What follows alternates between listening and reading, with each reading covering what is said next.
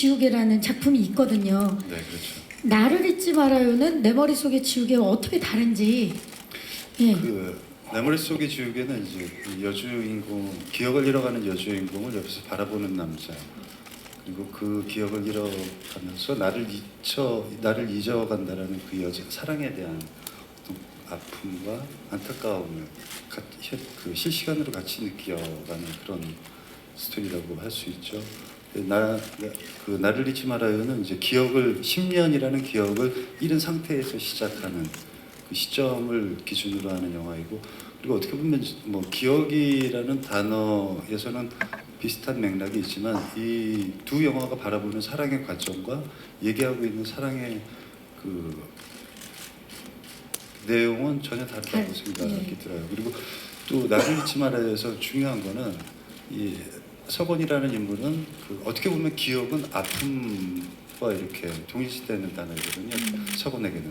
그래서 아픔을 외면하는 남자이지만 진영이라는 캐릭터가 더 저는 이 영화에서 그 시나리오를 읽었을 때도 그렇고 더 매력 있고 또 사랑받았으면 하는 캐릭터이길 바랬거든요. 왜냐하면 아픔을 직시하고 눈물을 흘리고 있지만 그걸 외면하진 않거든요. 정면으로 부딪히는. 어떻게 보면 이제 그 아픔을 이겨나가는 남자와 여자와의 그 태도의 다른 점이 저한테는 굉장히 인상적인 시나리오였던 것 같아요.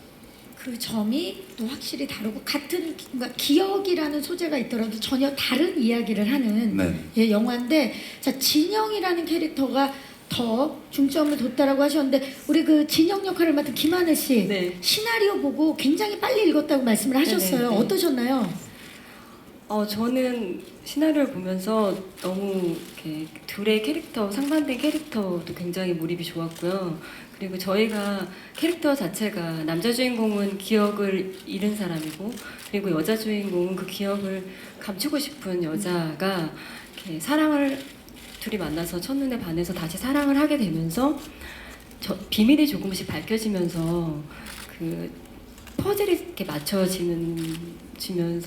그 시나리오를 읽어가는 느낌이 굉장히 이렇게 매력적이더라고요. 그래서 그 시나리오를 빨리 읽으면서 그 퍼즐이 맞춰지면서 밝혀지는 느낌들이 되게 여운이 오래 남고 크게 울림이 남는 그런, 시나리오를 덮어도 되게 오랫동안 여운이 남아서 네, 멜로지만 이야기를 계속 따라가게 되는, 네. 궁금증이 계속 네. 생기는 그런 장르가 아닌가라는 생각이 드는데, 5년 만에 복귀작이라 사실 많은 분들이 김하늘 씨의 다음 작품이 어떤 작품인지 굉장히 기대를 하고 있었는데 이 작품을 선택하셨습니다. 네. 우성 오빠가 먼저 캐스팅이 되어 있었고요. 안 할 이유가 없죠. 예. 사실이에요. 네. 사실 정말 되게 저도 데뷔한 지가 꽤 오래됐는데 우성 선배님이랑 작품을 안 했더라고요. 굉장히 의외였어요. 네.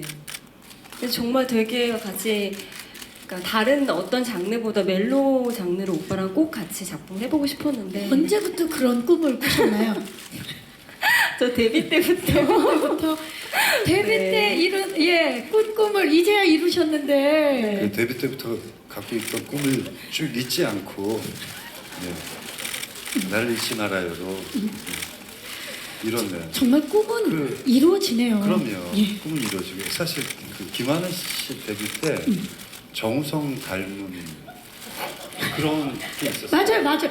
아니 두 분 사실 오노이라 해도 아무도 이겼는데. 그때 무슨 광고에 나온 얼굴들이 있었는데 스톤.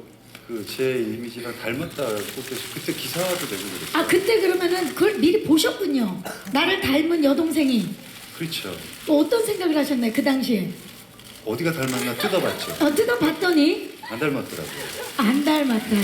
남들이 보는 시선과 이제 내가 보는 시선은 또 다르겠죠. 하지만 저희가 또 봤을 때는 두 분 다 너무 잘생기고 예쁘기 때문에 정말 그 오누이가 상봉한 느낌인데, 김하늘 씨 어떻게 생각하세요? 정우성을 닮았다라는 그 의견에 대해서. 아니 다른 여배우를 닮았다고 하면 뭐 그럴 수 있겠다 하는데 남자 배우를 닮았다고 하니까 근데 제가 어릴 때 이뻤어요. 오빠 어릴 때 진짜 예뻐요. 네. 어떻게 하세요? 뭐 사진 같은 거 우리 봤을 때 네, 그렇고. 정말 오빠 예쁘고 우리 왜 그 어플 있잖아요. 누구 닮았는지 나오는 거, 그거 혹시 안 해보셨어요? 네. 안 해본. 안 해보셨어요? 저 하니까 윤종신 나와요. 윤종신 씨 나와요? 저는 이을용 씨 나오더라고요. 축구 선수. 깜짝 놀랐는데 예. 자 어찌됐든 간에 갑자기 지금 윤종신 씨 굉장히 기뻐하시는 소리가 들리고요. 축하드립니다. 감독님 해보셨나요? 그 어플? 아, 네, 걱정돼서 못 해봤습니다. 박경림 나올 것 같은데요. 예, 반가울 것 같아요. 감사합니다. 지금 뭐 시나리오 얘기만 했을 뿐인데 많은 이야기들이 나왔고요. 그러면 단도직입적으로 김하늘 씨께 여쭙게요. 정우성 씨가 상대 역이라는 것이 출연 결정에 몇 %나 영향을 미쳤나요? 거의 다인 것 같아요. 99.9%다. 우리가 또 100%다는 좀 그러니까 네, 99.9%. 99.9%다. 정우성 씨는 어떠셨나요? 상대 역이 김하늘. 저는 그 다른 작품이랑 다르게 물론 이제 깊은 것도 있었지만 되게 고마웠어요. 응해줬다라는 거에 대해서 감사하고 그리고 이 작품이 그리고 오래간만에 또 하늘 씨가 택한 시나리오였기 때문에 한 여배우의 그 커리어에서도 누가 안 되는 작품이 되길 바랬고 또 그런 파트너가 돼야 되겠다라는 생각이 들었었어요. 사실 이 영화는 아시는 분들은 아시겠지만 우리 정우성 씨가 제작에 참여를 하셨다고 제가 알고 있는데 어떤 이유와 과정으로 참여를 하시게 됐는지도 좀 여쭙고 싶어요. 그러니까 사실 제가 뭐 영화에 대한 꿈은 계속 얘기했고 뭐 감독 준비를 하고 있다라는 얘기도 누차 얘기했었고 그런데 제작에 대한 꿈과 어떤 제작에 대한 욕망을 갖고 있지는 않았어요. 근데 어떻게 하다 보니까 이제 우리 감독이신 이윤정 씨는 저 놈놈 놈 때 스크립터로 이제 스텝으로 참여를 했었고 인연이 길죠. 네, 예. 그 이후에 놈놈놈 이후에 이제 저한테 뭐 그 오빠가 저기 출연했으면 좋겠어요 하고 시나리오도 건네고 그런 그 인연들이 있었는데 어떻게 하다 보니까 미국에서 공부하면서 나를 잊지 말아요라는 단편을 찍었다고 하더라고요. 그래서 그 단편을 봤는데 꽤 잘 찍었어요. 단편을 먼저 네. 보시고 근데 이제 그 주인공 이름이 W예요. 그래서 W는 왜 W야? 했더니 어느 순간부터 이제 사실은 이윤정 씨는 정우성이라는 배우의 팬이었던 거죠. 웃어. 예, 그래서 그런 뭐 역시 또 약자를 꿈은 썼었다고 이루어지는, 예. 하더라고요. 근데 그러면서 이제 뭐 장편으로 만들 계획이라고 하는데 시나리오를 좀 봐달라고 모니터링을 부탁을 했죠. 근데 그러면 이런 시나리오는 왜 나한테 안 건네니? 근데 감히 할까 그런 생각이 먼저 듭니다.